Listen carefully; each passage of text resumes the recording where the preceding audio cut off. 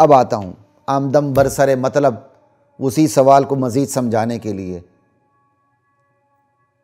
سمجھائیے کہ بالکل اسی طرح نبی علیہ الصلاۃ والسلام کی نسل، نہ کہ نسب، نسل حضرت فاطمہ سے چلی رضی اللہ تعالی عنہا، اور اگر دیگر اولاد کی نسل کا پھیلنا ثابت نہ ہو سکے تو یہ امتیازی خوبی ہوئی جو صرف حضرت علی کو حاصل ہوئی اور بیٹیوں میں حضرت فاطمہ کو حاصل ہوئی۔ لیکن اس خوبی کو اس حد میں محدود رکھیے، اس خوبی کو اس حد میں محدود رکھیے، بس کہہ دیے کہ حضرت علی کی یہ امتیازی خوبی ہے، لیکن اس خوبی کی بنیاد پر بطور داماد ان کو دیگر دامادوں سے افضل قرار دینا یہ حد سے نکلنے والی بات ہے۔ یعنی اس خوبی کی بنیاد پر آپ نے دوسروں کو کمزور ثابت کر دیا نا علی کے مقابلے میں، یہ آپ کو نہیں کرنا۔ جیسے میں نے پیچھے سمجھایا، شہادت خزیمہ کی خوبی اپنی جگہ، لیکن اس خوبی کی بنیاد پر دیگر صحابہ کی شہادت کو آپ کمزور ثابت نہیں کر سکتے۔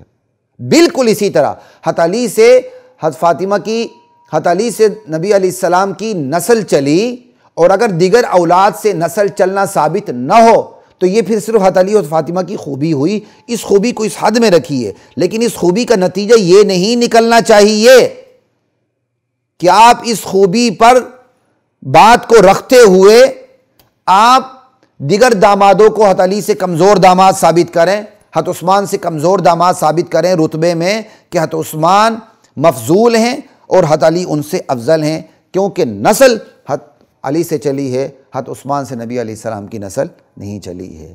یہ حد سے بڑھ جانے والی بات ہے۔ حضرت عثمان پر ان کو برتری دینا کسی طور پر بھی درست رویہ نہیں، کیونکہ ایک تو میں نے آپ کو شہادت خزیمہ کے حوالے سے سمجھاتی بات، اور دوسری بات داماد کو بطور داماد دیگر دامادوں پر فضیلت دینے کے لیے صرف اس امتیازی خوبی کو کہ ان سے نسل چلی ہے کافی گردان لینا آخر کیسے درست ہو سکتا ہے؟ یہ تو تبھی اور جبھی درست ہو سکتا ہے کہ ایسی بات فرمان نبوت سے ثابت ہو، کسی نص سے ثابت ہو۔ آپ یہ کیسے فیصلہ کر سکتے ہیں؟ اللہ اکبر! کیونکہ اگر آپ نے داماد کی ایک خوبی کو دیکھ کر فیصلہ کر دیا تو پچھلے سال بات گزر چکی ہے، حضرت عثمان کی دوسری خوبی کو دیکھ کر دوسرا حضرت عثمان کو افضل قرار دے دے گا، وہ ساری بات ہم پہلے کر چکے ہیں، سمجھیں؟ صرف ایک خوبی کی بنیاد پر بطور داماد ان کو افضل قرار دینا، اس کے لیے تو بھائی نص چاہیے۔ اگر نص سے ثابت ہے تو ٹھیک ہے، ہم ہتھیار ڈال دیتے ہیں، اور نہیں، اور یقیناً نہیں ہے تو پھر ایسی بات نہیں کرنی چاہیے۔ اور پھر ایک عام فہم بات آپ کو سمجھا دیتا ہوں، مطلق دامادوں کی بات کر رہا ہوں۔ ایک داماد کو دیگر تمام دامادوں پر فوقیت تبھی حاصل ہوگی جب اس کو دامادوں والی خوبیوں میں سے کم از کم اکثر خوبیوں میں دیگر دامادوں پر فوقیت حاصل ہو۔ بات سمجھ رہے ہیں؟ ایک داماد کو، کسی بھی ساس اور سسر کے ایک داماد کو دوسرے دامادوں پر فوقیت تب حاصل ہوگی، برتری تب حاصل ہوگی جب دامادوں میں پائی جانے والی خوبیوں میں سے اکثر خوبیاں اسی ایک داماد میں پائی جائیں، دوسروں میں وہ اکثر خوبیاں نہ ہوں، تو آپ کہیں گے یار یہ داماد افضل ہے باقی دامادوں سے، یہی ہوگا نا۔ اب آپ کو کیسے پتہ چل گیا؟ سوال ہے کہ حضرت علی کو دامادوں والی خوبیوں میں سے کم از کم اکثر خوبیوں میں حضرت عثمان سمیت حضرت ابو العاص بن ربیع پر برتری بھی حاصل ہے۔ یعنی حضرت علی کو دامادوں والی خوبیوں میں سے اکثر خوبیوں میں، بات سمجھ آ رہی ہے؟ حضرت علی کو دامادوں والی خوبیوں میں سے اکثر خوبیوں میں حضرت عثمان پر بھی ان کو فضیلت حاصل ہے، حضرت ابو العاص بن اموی پر بھی ان کو فضیلت حاصل ہے۔ آپ کو کیسے پتہ چل گیا؟ ان ھذا لشیء عجاب۔ صرف نسل کے پھیلاؤ کی بنیاد پر بطور داماد حضرت علی کو افضل قرار دینا، اس سے بڑھ کر حیرت، تعجب اور تاسف کی بات اور کیا ہو سکتی ہے؟ کس نازک مسئلے میں آپ نے ڈال دیا امت کو۔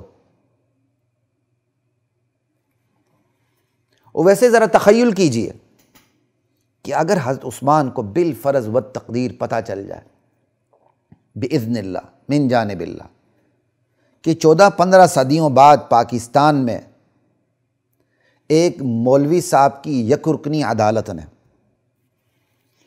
انہیں مفضول قرار دے دیا ہے بطور داماد، اور حضرت علی رضی اللہ تعالی عنہ کو افضل قرار دے دیا ہے بطور داماد، اور وہ بھی صرف اور صرف ایک وجہ کی بنیاد پر کہ نسل ان سے چلی ہے، اور وہ وجوہات جن سے حضرت عثمان یعنی وہ وجوہات جن سے خود ان کی برتری ثابت ہوتی ہے، افضل داماد ہونے کی کا دعویٰ ثابت ہو جاتا ہے، نظر انداز کر دیا ہے مولوی صاحب کی یک رکنی عدالت نے، تو ایمانداری سے بتائیے حضرت عثمان پر کیا گزرے گی؟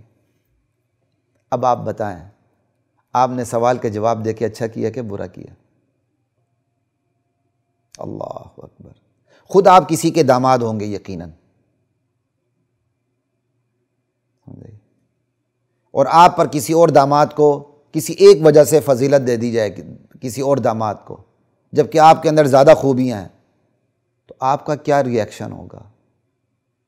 آپ کا کیا رد عمل ہوگا؟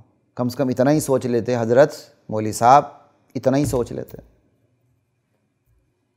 اللہ اکبر، حضرت عثمان کو اگر یہ پتہ چل جائے کہ 14 صدیوں کے بعد مولوی صاحب کی یک رکنی عدالت نے صرف ایک وجہ کی بنیاد پر مجھے مفضول داماد قرار دے دیا اور علی کو افضل داماد قرار دے دیا، اور جو افضل داماد ہونے کی میرے اندر بہت سی وجوہات تھی ان کو نظر انداز کر دیا، ان پر کیا گزرے گی؟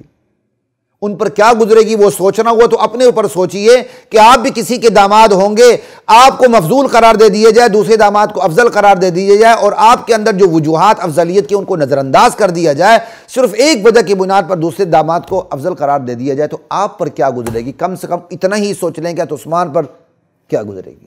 حضرت عثمان تو آپ سے زیادہ حساس ہوں گے نا، اور یقیناً تو ان پہ کیا گزرے گی؟ کبھی سوچا ہم نے؟ خدا را صحابہ کو اپنی عدالت سے پاک رکھیے، خدا را صحابہ کو اپنی عدالت سے پاک رکھیں۔ صحابہ تو خود عدالت ہیں، عدالت کو عدالت میں نہ لائیے، معیاری عدالت کو غیر معیاری عدالت میں نہ لائیے، وگرنہ آپ کے پلے کچھ نہیں بچے گا۔ میں آپ کو خبردار کر رہا ہوں نیک نیتی کے ساتھ۔ آپ کے بارے میں سخت الفاظ بھی استعمال کر سکتا تھا، لیکن میں نہیں کر رہا، کوشش کر رہا ہوں کہ نیک نیتی کے ساتھ آپ تک پیغام پہنچ جائے۔ ویسے ایک سوال ہے جو ذہن میں گردش کرتا ہے کہ ہمارے بعض الناس سے یہ غلطیاں، یہ بلنڈر کیوں سرزد ہو جاتے ہیں؟ یہ بعض اہل علم سے اتنے بلنڈر، اتنی بڑی غلطیاں کیوں سرزد ہو جاتی ہیں؟ میری دانست میں جب ہمارے بعض احباب، ہمارے بعض الناس ان سے جب خطائیں سرزد ہونے لگتی ہیں، جب وہ اصول میں، عقیدے میں کمزور پڑ جاتے ہیں، فروعی مسائل میں شدت پسند ہو جاتے ہیں، یا بعض اعمال میں کمزور پڑ جاتے ہیں، تو اس کا اثر ان کے فہم و دانش پر بھی ہونے لگتا ہے۔ میں اپنے دانش کی بات کر رہا ہوں، اپنی دانش سے کیا یہ چیز بہرحال کہ اعمال کے اثرات فہم و دانش پر ہوتے ہیں، یہ تو قرآن سے ثابت ہے۔ اعمال کا اثر صرف جسمانی نہیں ہوتا، روحانی طور پر بھی ہونے لگتا ہے۔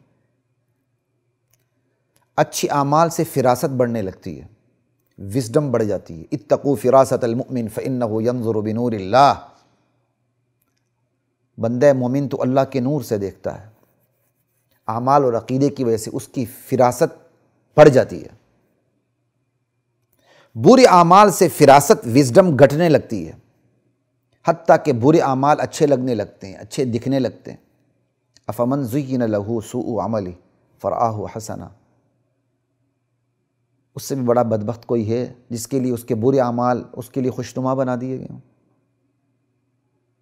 اس لیے ہم وقت ذاتی احتساب اور محاسبے کی ضرورت ہے، بالخصوص اہل علم و عمل پر لازم ہے کہ وہ اپنا ذاتی محاسبہ کیا کریں، ذاتی احتساب کیا کریں۔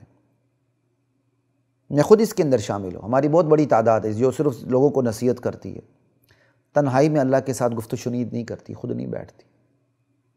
یہ بہت اپنی جان پر یہ ظلم ہے۔ ذاتی احتساب کیجیے، ذاتی محاسبہ کیجیے، بڑی اصلاح ہوتی ہے۔